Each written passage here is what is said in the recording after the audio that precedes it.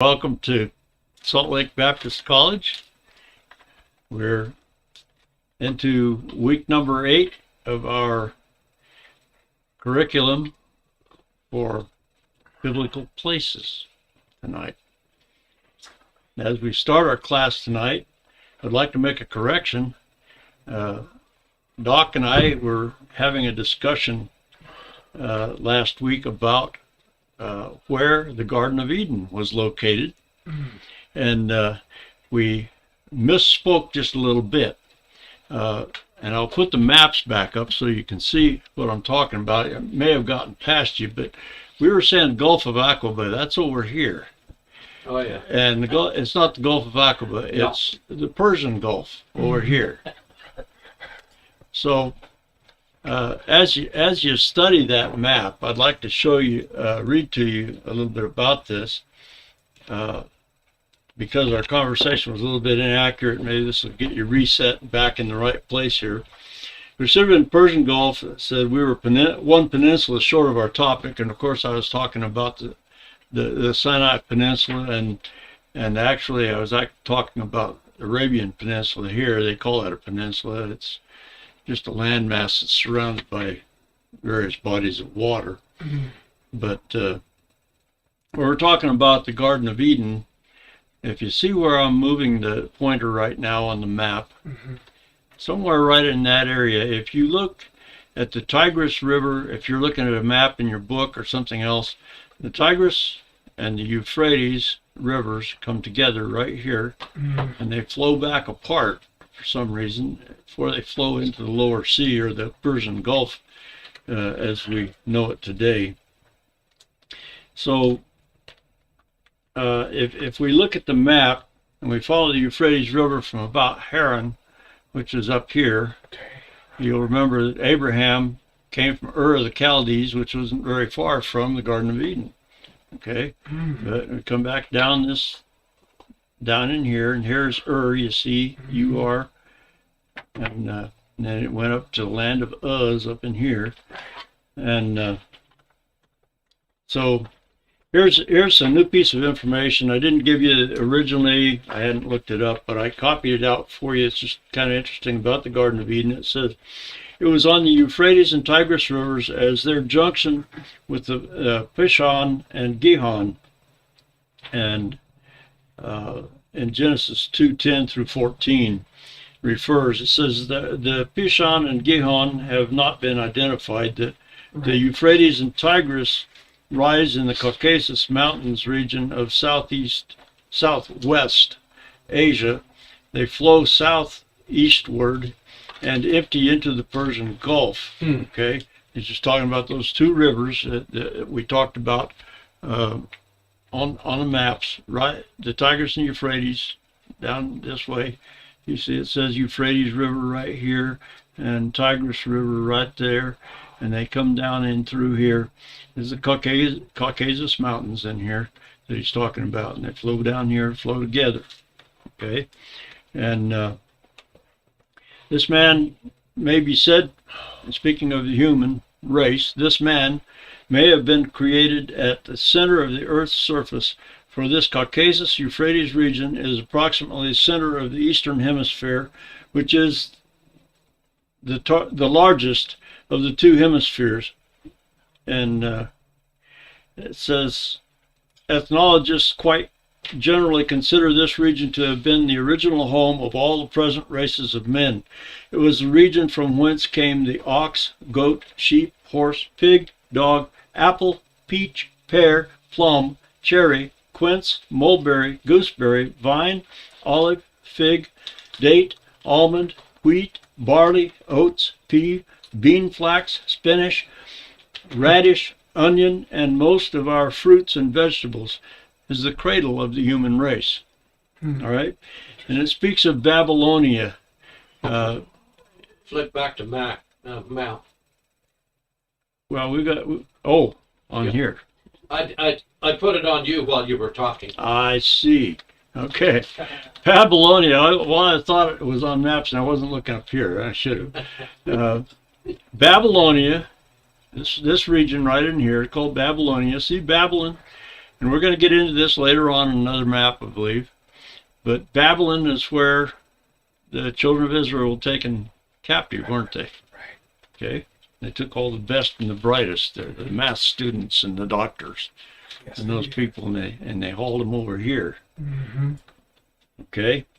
Well, there are some who think that the Armenian highlands on the headwaters of the Euphrates and Tigris, which may not have been as high above sea level as they are now, might possibly, excuse me, Bless you. have been the particular site of the Garden of Eden. The traditional and generally accepted site of the Garden of Eden is Babylonia, near the mouth of the Euphrates. Mm.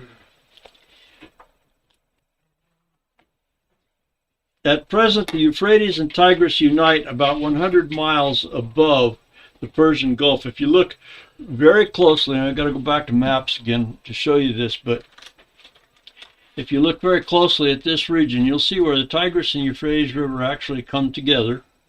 Okay? Mm. And it says, in Abraham's day, the Gulf extended inland as far as Ur. Now, if you just take this, and like Doc was saying last week, it was a little bigger, and it came way up into here. This is where Ur is, okay? So, and the two rivers entered the Gulf by separate streams, as indicated by the dotted lines on the main map of this page. I don't know if you can really see it on this map. He's talking about a different map here than we're using. As indicated by, it says the whole Babylonian plain was made by alluvial deposit of these two rivers. The river beds changed their courses often. In Adam's time, possibly the two rivers may have united for a short distance and divided again before entering the Gulf, the garden being on the united stream between the junction and separation of the rivers. And you can see a junction of the rivers, and you can see where two rivers separate off of it as they flow down into the Persian Gulf down here. If you look at a map up close, it's easier to see. So then he says, being on the united stream between the junction and separation of the rivers, thus making four branches or heads. The two rivers continuing as the east and west coast of the Gulf, and called Gihon and Pishon. In ancient inscriptions, the Persian Gulf was called a river. As was stated earlier, both the Gulf and the rivers may not be quite where they are shown because of the great flood, so we only have those biblical descriptions of where the garden actually existed. So we're going to move on then. You got enough information on the Sure. Garden of Eden now? Sure. Okay. Just making sure that we got our questions answered. A lot of times it doesn't pertain directly to what we're at, but if it's a question, it's a good question, we really need to be sure that it gets answered for you. So if you got a question and it doesn't get answered, bring it up again, and we'll do our best to answer that question accurately. Amen.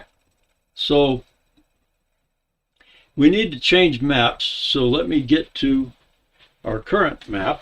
It's about 3 maps down the line here. Give me just a minute. I'd have to adjust our camera. A few things here.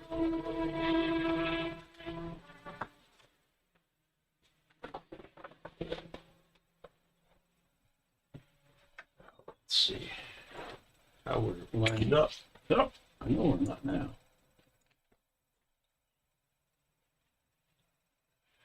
Can you zoom me in or out, Doc? I can try. Need just a little more of this map. Really, that's the map that we'll be doing most of our work from.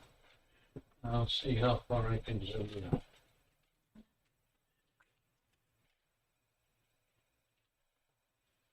Okay. That's zoomed way Is that it? out. Okay, let me see here if I can do anything back here. Move the tripod back a little farther. I've given you a little something there. And Okay.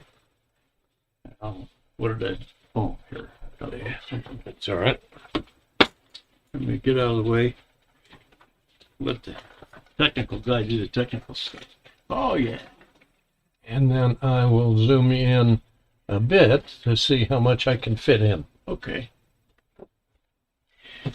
Sorry for the interruption here, folks, and while Doc is working that, I'll give you a little bit of the text I have here. While we journey with Jesus, with our map and our text to help guide us along with scriptures, bear in mind that we're trying to highlight biblical places, and our time constraints do not allow us to fill every story. This outline does not contain all the many stories and parables relating to our Lord, but deals with the places he visited and some highlights only. Students are encouraged to take notes so that they are able to follow out each set of scriptures during their own study and reading time. Okay, how are we doing, Doc? I'm almost with you here. Almost there. Okay, let me I'll just put it up continue. on the screen and see if that's good enough for you. Okay. How's that? Yes, that's excellent. A little warped, but it's excellent. It's just the bottom scroll. Not a problem. Not a problem. Okay.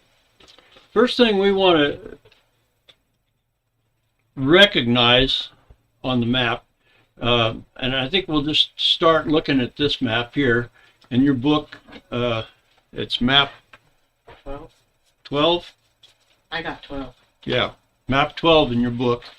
It's very similar to this. There might be one or two lines that don't quite follow with this, but it's the standard Bible college maps that they've used for years and years and years. Okay, and you'll find that there are some things that are not quite consistent, the same as from one map to the other. Some of them have, and I don't know for the life of me why the names on this map are different than the names on this map in some places, because you're trying to maintain consistency. So what I'm going to try to do is tie everything together for you so that you can see this map is a better map of the whole of what we know as Israel, okay? The Holy Land, as we want to call it. But we want to talk about Galilee, okay? And if you notice on the map, I keep wanting to point at that one up there. Notice over here where it says Galilee on your maps, you find the Sea of Galilee, and if you look over just to the what would be west on your map, you'll find the title there. Now, Galilee refers to all the area that is north of the Mount Carmel, Mount Gilboa Ridge. Okay? Well, where did we decide Mount Carmel was? I keep pointing at the wrong place. Well, we can't see it. It's over here. Okay? But you draw a line across here if you need to, or whatever. It's not really so important for this description, but it says, if you can find it, it's south of the east-west section of the Litani River. And I don't know if you can find that on there. The rivers aren't named, and a lot of the mountains aren't named on there. So it extends from the Israeli coastal plain and shores of the Mediterranean Sea, with Acre on the west to Jordan Rift Valley to the east, and from the Litani in the north, plus a piece bordering on the Golan Heights, all the way to Dan at the base of Mount Hermon on the northeast, to Mount Carmel and Mount Gilboa in the south. You remember we found Mount Carmel where that little hook is, up there on the edge, just above Megiddo. Okay? Just a little farther out toward the sea from where Megiddo was located. Okay.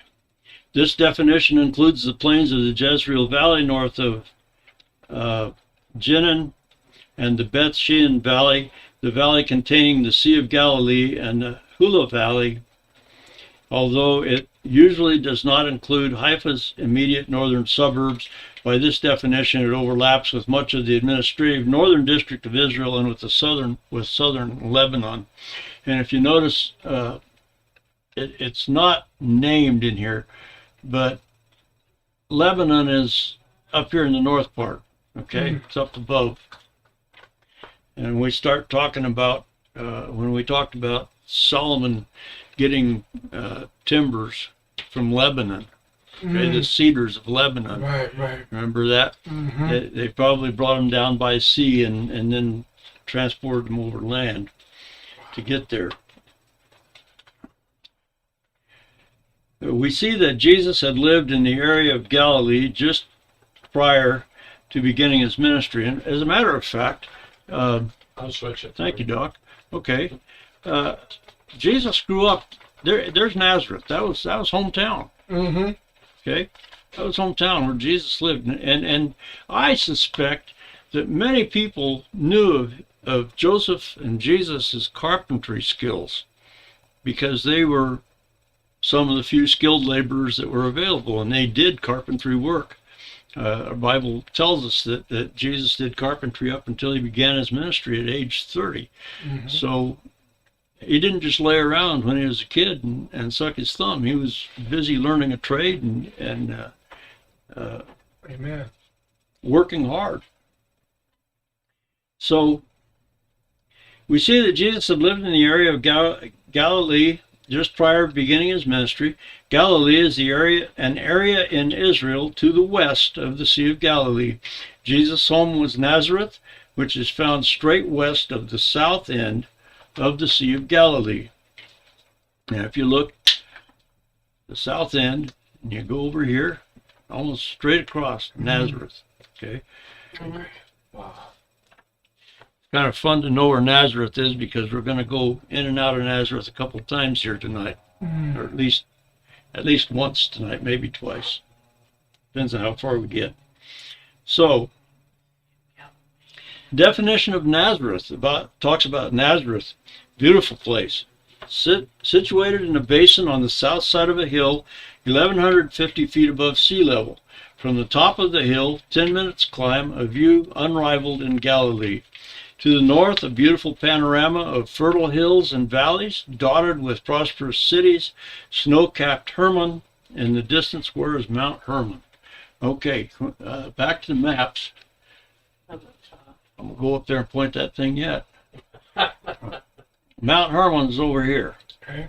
Okay?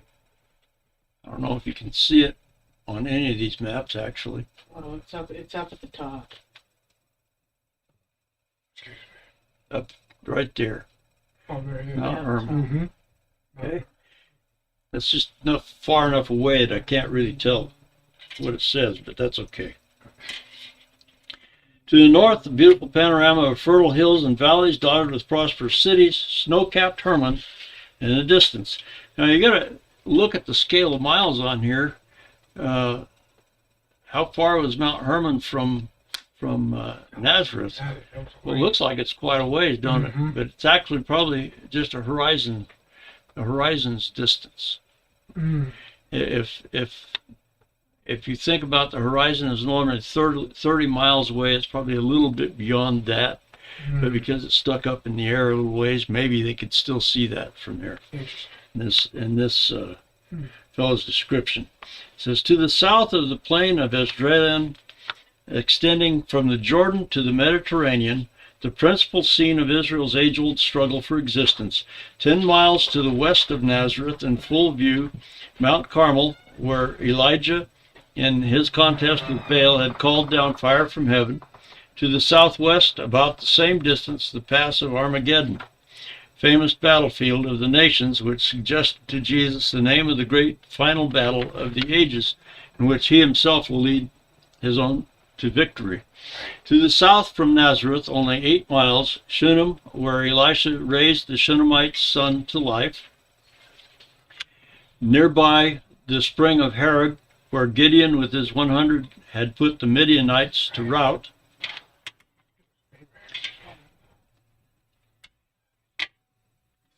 And Jezreel, where the infamous Jezebel had met her unhappy fate. Mm-hmm. And Mount Gilboa, where King Saul, and this is questionable here, but it says where King Saul was slain by the Philistines, and I'll touch that in a minute. And Endor, where the witch had called back Samuel's spirit.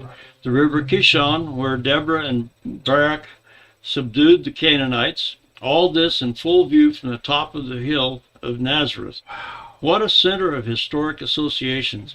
We can imagine that Jesus often climbed the hill and meditated deeply on history that had been made to bring him into the world. And I inserted a note here in my notes. King Saul was not killed by the Philistines. I think we touched on that. Okay? And so we get it right. King Saul killed himself, according to the King James Bible. 1 Samuel 31 verse 4 said, Then said Saul unto his armor-bearer, Draw thy sword and thrust me through therewith, lest these uncircumcised come and thrust me through and abuse me. But his armor-bearer would not, for he was sore afraid. Therefore Saul took a sword and fell upon it. That's right. Okay? Yes, sir. Can't get any more better definition of suicide than that. Yes, sir. That's right. He did it. Just so that we're straight on that, and don't let any of these Bible handbooks fool you. They are using Revised Standard names on a lot of the places. So as you study, bear in mind that you use a King James Bible. Okay? And some of the other facts that they may present to you may say RSV on them, but you go back to your King James and make sure that what it says is what they're trying to tell you. Okay? Don't ever take, if it's marked RSV, don't take it for straight truth, because occasionally I've found them slipping a little of this and a little of that in there that doesn't belong. Okay? Okay, our map commentary, and that's the thing that's just over here on the side of the map. So I keep pointing at that thing up there. Over here on this side of the map, and where there are important statements made, I will read it to you. I've got it copied down here. But our map commentary tells us that Jesus began his ministry at his baptism near a city called Bethany, that is described as beyond Jordan, otherwise known as Bethabara. Okay, and on our big map, if we go to the big map, we find Bethabara it's actually, I put that little sticky down there because Bethabara is, and it may be this is the same name as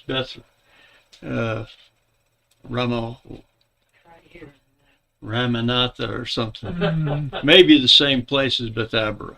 Okay. John the Baptist incidentally grew up in this area right here. Okay. Okay. And Bethabara, How many miles would that be from there, from where John the Baptist grew up to where Jesus grew up? From where Jesus was born? Yes, sir. How many miles would that be? Well, here's Bethlehem. Okay. Here's Bethabara. Okay. And it's about 20 miles. Okay. I was just curious. 25 miles. Day's journey. It's an interesting thing to note at this point, as we mentioned both these men, Yes, sir. that Jesus was born in Bethlehem. And when Herod put out his decree to kill all the babies that were 2 years old and younger, Yes, sir. how in the world did John the Baptist escape? You know, it's never mentioned in the Bible. It's good. Right. But I submit that the reason John the Baptist escaped that murderous plot was that his parents lived over here. And the edict was for over here. That's the only thing I can suggest that I know. What do you think, Doc? That credible? I would agree. Probably just outside of the zone that Herod said kill all the babies Right. in that area. Okay. Because we don't know exactly how big the area was of where Herod prescribed death for all the 2-year-olds and younger. But if you go back, any way you look at it, even if the notice came out late, John the Baptist is still included in that age group. Right. Right. Okay. 6 months different in age from Jesus, so we're not going to see a lot of difference when an edict comes out. He would be in the age group, but apparently they were not concerned. They were not worried about it.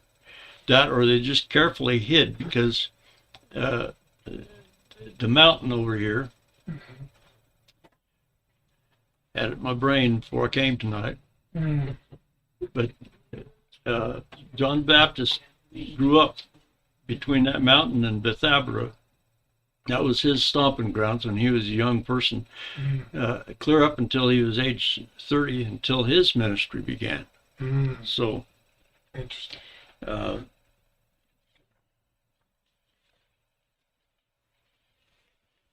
a little bit about this. It's Bethany described as beyond Jordan. And the reason they say that is that there's another Bethany right here. That's the one where Mary and Martha lived, okay? But this Bethany is Bethabara, is over here. Bethany beyond Jordan, okay? And I just put in the note, don't confuse this with the Bethany that is near Jerusalem. It is not shown on the current hanging map, but is clearly marked on map 12 in your book. And it refers us to Matthew 3:13 through 17. And I'd like to touch on that. It says, "Then cometh Jesus from Galilee to Jordan unto John to be baptized of him. But John forbade him, saying, I have need to be baptized of thee, and comest thou to me? And Jesus answering said to him, Suffer it to be so now, for thus it becometh us to fulfill all righteousness. Then he suffered him, or he allowed him." That word suffered means allowed. Okay. And Jesus, when he was baptized, went up straightway out of the water, and lo, the heavens were opened unto him, and he saw the Spirit of God descending like a dove and lighting upon him. And lo, a voice from heaven saying, This is my beloved Son, in whom I am well pleased. All right, this took place at Bethabara. Again, on the map, right over there. Okay, this is about Bethabara. This came from Wikipedia on the internet. It speaks about Origen. We know Origen was a person that had a lot to do with scriptures. Origen was a 3rd century Christian scholar from Palestine. Noticing that in his time there was no place called Bethany east of the Jordan, he suggested to amend the name to Bethabara, an existing place at the time. His suggestion was picked up by some, and it was used in several translations, including the King James Version. Do you know that, Doc? It's just something new that I dug up. It may be right, it may not be right, but it's what we have. But I wrote down my reference to it. Bethabara, and we have the Greek spelling, and Doc would love this because he can get in there and dig that out and say it. But beat Bere, it's something about like that. It means house of the ford, or place of crossing. Remember we were studying about Joshua? Okay, where's Jericho? Right there. Right in their area. Oh man, not too far.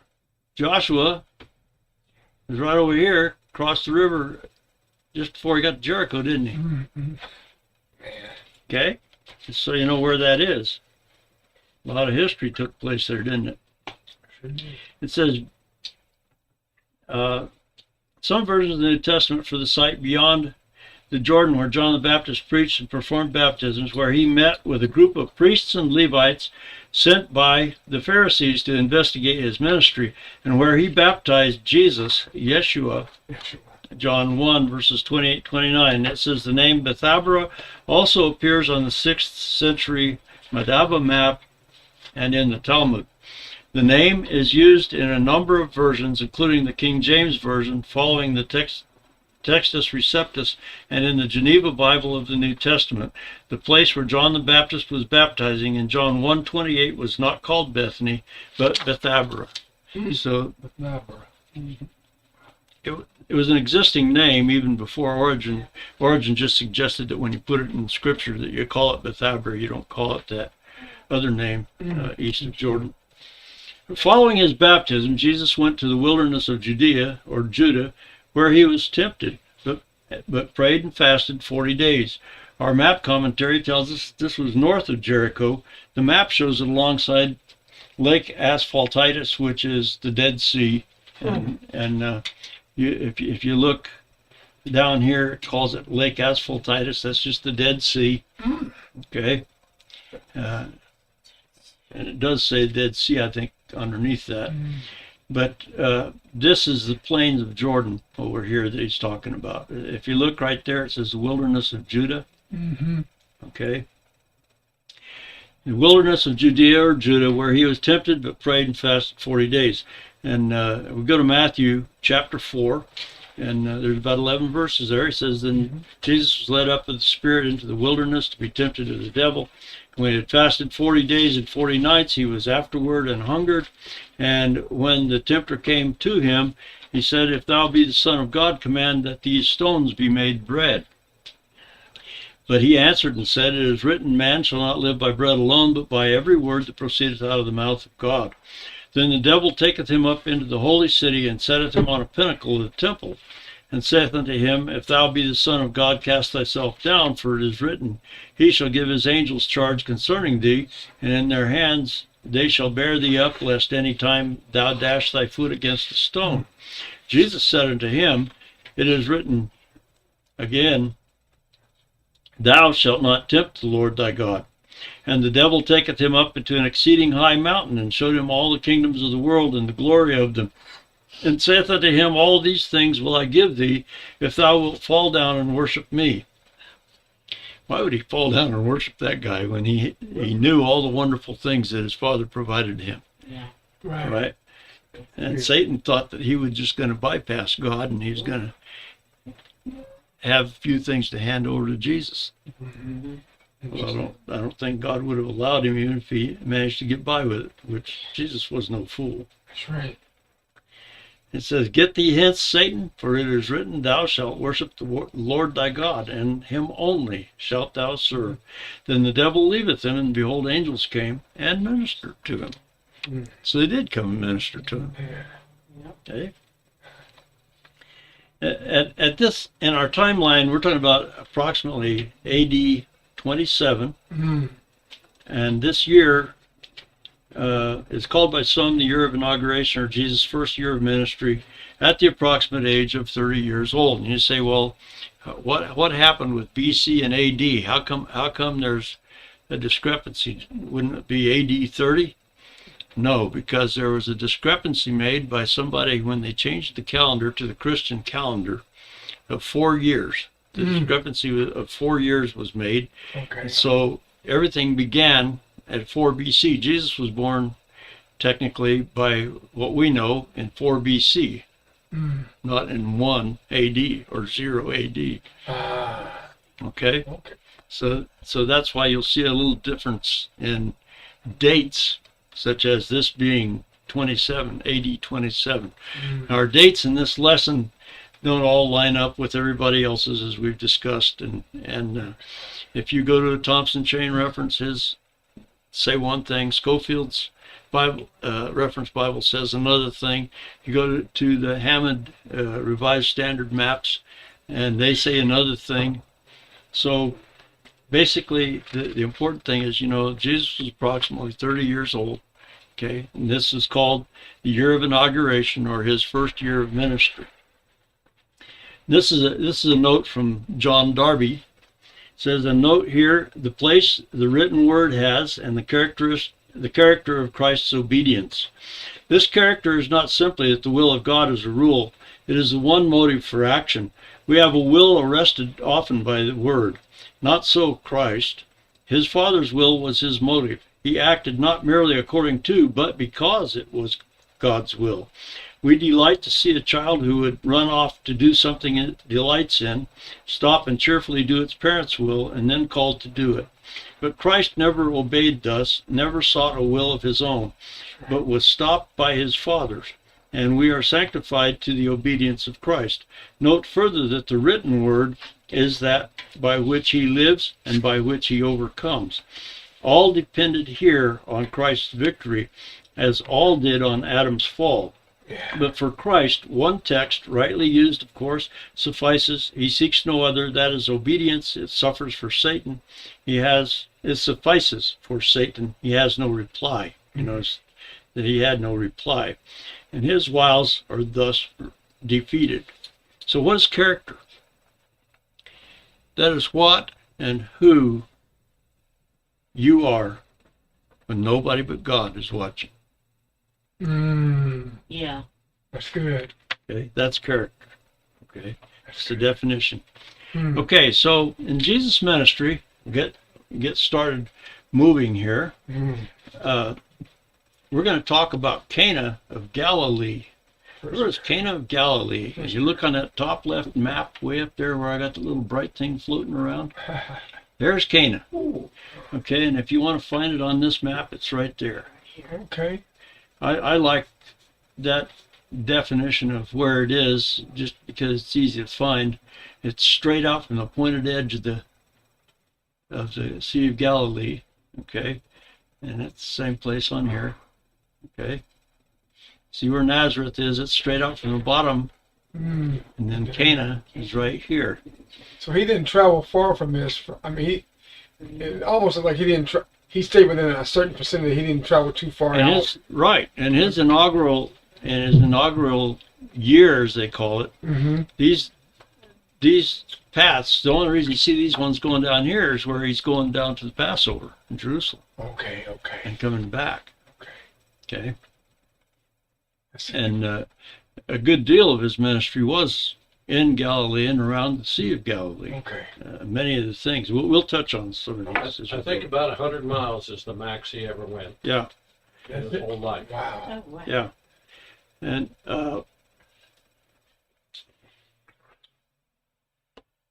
John 2 verse 1 says, "And the third day there was a marriage in Cana of Galilee, and the mother of Jesus was there, and both Jesus and his Jesus was called and his disciples to the marriage." Mm. You will recall the story of the changing of the water to wine that took place at this marriage.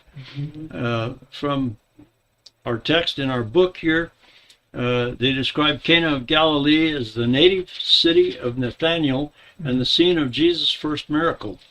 It lies about 4 miles from Nazareth on the road to Tiberias.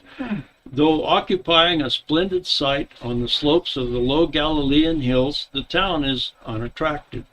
In the churches of the modern village are numerous evidences bearing upon Jesus' visits to the place and traditions associated with these visits. Since the principal highway from the Sea of Galilee to the coast passes through this village, it is likely that Jesus frequently saw it as he went about his ministry in Galilee. The town is mentioned 4 times in the Gospel of John. Mm. So what they're saying is that Cana was on the path going out here where? Out here by Megiddo, out here where the seacoast was, where all that trade was going on. Okay. That makes sense? Yes, sir. Okay. Jesus then traveled to Capernaum and began to call disciples. Now, the town of Capernaum can be found on the maps on the north shore of the Sea of Galilee. And you're going to find that Capernaum is right there, Mm. right there, Okay. right there. Wow. Know about Capernaum. That was kind of a center place Mm. we moved in and out of often. From our text in our book here, Capernaum, the headquarters of Jesus, after the rejection at Nazareth. What happened at Nazareth? What was that rejection about? Oh, they couldn't believe. Basically, they couldn't believe he was a prophet. Is this Jesus, the son of Mary and Joseph? They just couldn't. Yeah. Okay, you see on the map there, where this is the first map, Right. and you can see that he was there, Because and then he came back up to Capernaum, and seems like there's a little back and forth there, doesn't it? Mm-hmm. The headquarters of Jesus after the rejection at Nazareth is referred to 16 times in the Gospel. Mm. The ancient town is to be associated with the modern Tel Hum, the ruins of which indicate a Roman town of considerable importance. Particularly significant is the synagogue, where archaeologists now believe to be dated about AD 200, long after the time of Jesus. It is quite possible that earlier ruins of the 1st century may be beneath the present synagogue or somewhere or elsewhere, or elsewhere on the site. If an earlier structure is under the one which has been exposed by excavation, then it is probable that we have located one of the places in which Jesus preached. Hmm. Okay. Capernaum was an important military and political center, since it is here that one meets the Roman centurion who gave the synagogue to the Jews, and also Matthew, the tax collector at the customs house. We know nothing of the population of Capernaum, but references to the city indicate that it was one of the chief places in Galilee, surpassing even Tiberias, the capital of Herod Antipas. The city was within the territory of Antipas, but about 10 miles from Tiberias on the Sea of Galilee. And if we look at our map, I'll get back to maps here. Tiberias, right here on the Sea of Galilee. Now, if you look at the scale of miles down here, that's this bottom part here. Okay. 0 to 5 is about what we'd say was an inch, okay? And if you look what's within an inch, what's within 2 inches, you know, for 5 miles. So this whole thing isn't very big, is it? It's only about 7 miles across, I think, at the widest place, and 13 long or something like that. But Tiberias was the capital of Herod Antipas, and that's because he liked it there. It was a beautiful place to be, so he made a palace there, and that's where he ruled from. About 10 miles from Tiberias on the Sea of Galilee. And then we go to Matthew chapter 4, verse 17. He says, "From that time Jesus began to preach and say, 'Repent, for the kingdom of heaven is at hand.' And Jesus, walking by the Sea of Galilee, saw 2 brethren, Simon called Peter, and Andrew his brother, casting a net in the sea, for they were fishers. And going on from thence, he saw other 2 brethren, James the son of Zebedee, and John his brother, in a ship with Zebedee their father, mending their nets." And he talk about in a ship, he's talking about a fishing boat. Okay? "And he called them, and they immediately left the ship and their father and followed him." Okay? Now, Jesus called some disciples, and then what did he do? You see this big, long, stringy arrow going down. Where'd he go? He went to Jerusalem for the Passover. Right. Okay? Jesus didn't miss Passover. He still went in and worshiped on the Passover.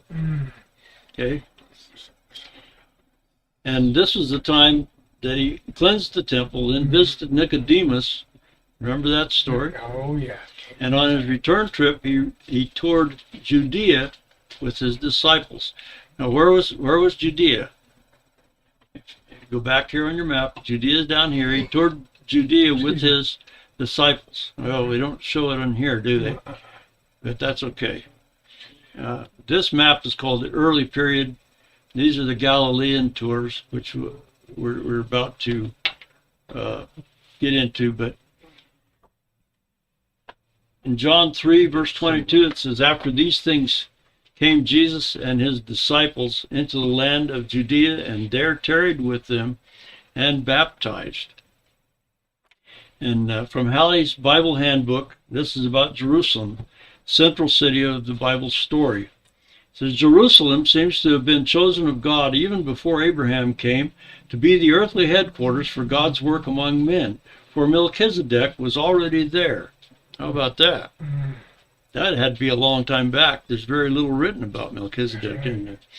It says in Genesis 14:18, it says, "If, as Hebrew tradition holds, Melchizedek was Shem, survivor of the pre-flood world, oldest living man, priest in the patriarchal period of the whole living population of the earth, then sometime previous to Abraham's coming, Melchizedek had already come out of Babylonia to take possession of the name of God of this particular spot.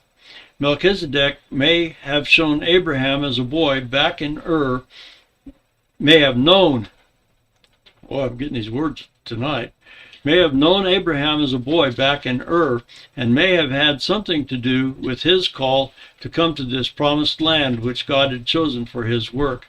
Jerusalem was located in the south center of the land of Canaan, on the summit of the watershed between Jordan and Mediterranean, about 20 miles from Jordan and about 40 miles from the Mediterranean. If we look at the map, what they're calling Jordan is over in this area, okay? And Mediterranean is, you can see part of it up here, but it's over here, the sea coast, okay? If we were to imagine this map was full size, and I think we'll do better next class, maybe just do a full size map right there, but Jerusalem, okay, 40 miles from the Mediterranean, in a region protected on the west by mountains, okay, protected on the west by mountains. Mountains over in here. Well, there are mountains over here, weren't there? It says on the south by desert, and on the east by the Jordan Gorge, which is just a long trench like along there. It was built on a mountain ridge surrounded by deep valleys on east, south, and west sides. And this is a little complicated, so if you don't follow, don't worry about it. But it says the ridge consisted of 2 hills with a valley between. The east hill was composed of 3 smaller hills called the southeast, central east, and northeast hills. Then the west hill was composed of 2 smaller hills called the southwest and the northwest hills. So if you can imagine the tops of my fingers being those hills, and Jerusalem sitting in between. Okay. If that makes sense to you. Then the west hill was composed of 2 smaller hills, and being just off the coastal highway where world civilizations met, it was well suited to be a chief seat of God's work among the nations. The city originally stood on the southeast hill. Its naturally impregnable position with a spring of water, Gihon, at the foot of hill, made it a very desirable location for a walled city. On southeast hill stood Melchizedek's city. On central east hill, called Moriah, Isaac was said to have been offered, and on it, 1,000 years later, Solomon Temple was built. You know, you think about those 3 hills on this side. This is Moriah, okay? That makes sense? Yes, sir. Okay. And the southeast is over here. Okay. On central east hill called Moriah, Isaac was said to have been offered, and on it 1,000 years later, Solomon's temple was built. On the northeast hill, 1,000 years still later, Jesus was crucified. Now, the north being that way, north, east being that way, northeast hill, this one, okay? So, if we were looking for Golgotha, we'd be looking up on this corner of Jerusalem, wouldn't we? Northeast hill. That makes sense? A little complicated. From Jerusalem, Egypt was about 100 miles southeast. You know, on these maps, we can't see Egypt yet, but if you go back to map 3, or one of the maps that we used before, you can see where Egypt was, you know, with relation to Jerusalem. It wasn't a far trip. It was, this fellow says Assyria was 700 miles northeast, Babylon 700 miles east, Persia 1,000 miles east, Greece 800 miles northwest, because that was going way up over there. And David made Jerusalem's Israel national capital in about 1000 BC. A magnificent city destroyed by the Babylonians at 586 BC. Again, it was a magnificent city in Christ's day, but murdered him whom it was founded to bring forth. Mm. Continuing on his return home, Jesus met the woman at Jacob's well Right. in Sychar in Samaria. Where was Samaria? Well, we look at this map here. Here's Samaria. Mhm. Okay. You find Sychar. Here's Samaria on this map. Samaria. Here it is Let's see. down here. Okay. I don't know why I don't see Sychar, but It's straight down. there it is, right there. Sychar. Okay. And Samaria. That's right on the edge of Samaria, wasn't it? Because Judea came up here a ways, and then Samaria began. And this is why, people weren't be around the Samaritans, and they would cross the river and go back over here Mm. if they were going to Galilee. Main dealings, yeah. But Jesus chose to walk across Samaria. Sychar is 25 miles north of Jerusalem. What, a day's trek? Maybe 2 days? Probably a day. A person could do it in a day. Be a pretty long day, wouldn't it? 25 miles. Just walking, especially in sandals and hot. Jesus and the Samaritans from John 4, 1 through 45. This is from Unger's Bible Handbook. We'll not read all those verses, but we'll just read the comment that they made here. It says, the hostile Pharisees, chapter 4, verses 1 through 3, evidently necessitated Jesus leaving for Galilee. You see, the Pharisees got pretty hostile about Jesus being, in his ministry. Mhm. They were getting after him, and it necessitated Jesus leaving for Galilee and going through Samaria. We're talking about the Pharisees down in Jerusalem. Okay. Mhm. Right. And it says Samaria was populated by a mixed people, remnants of the northern tribes who had been taken captive when Israel fell in 722 BC. Okay. They used the Pentateuch and worshiped the Lord. Racially and religiously mongrel, they were abhorred by the Jews. You know what that abhorred means? What's it mean? They were hated as though they were the very worst thing on earth. Okay. Mm-hmm. Yeah. It's coming. I don't know if you've ever felt that coming to you from somewhere, but racism. Yes, sir. We talk, Yes, Brother sir. Sill and I discuss racism occasionally, and how it's still rampant among our society. And where I grew up, it was rampant in a different way than where he grew up. He grew up in Oklahoma City. I grew up in northeast Colorado. And they're different people, but racism is racism. Yes, sir. So,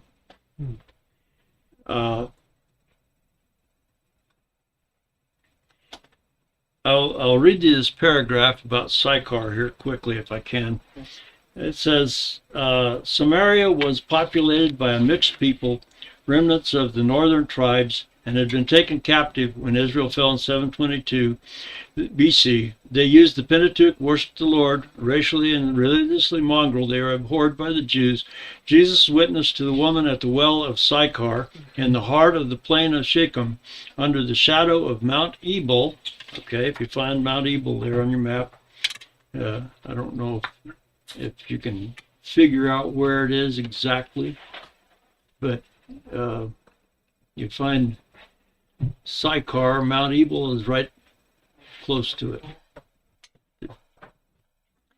It said, Jesus showed his compassionate concerns for the lost, which transcended all social and religious prejudices. The incident elicited his second great discourse on the water of life, following his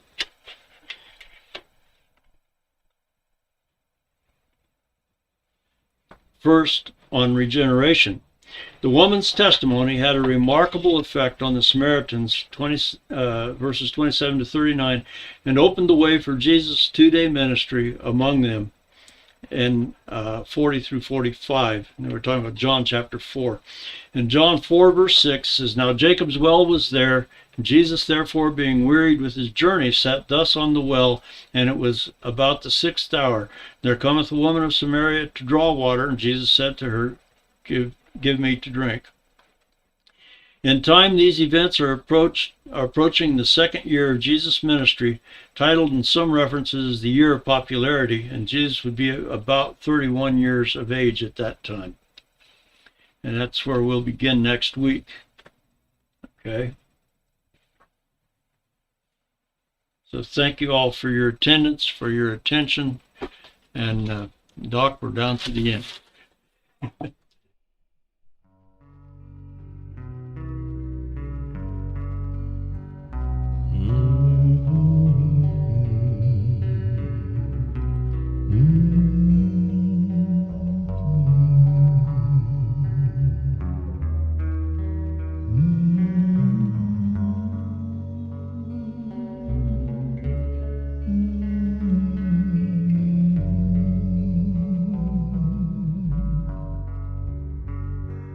Rock of Ages,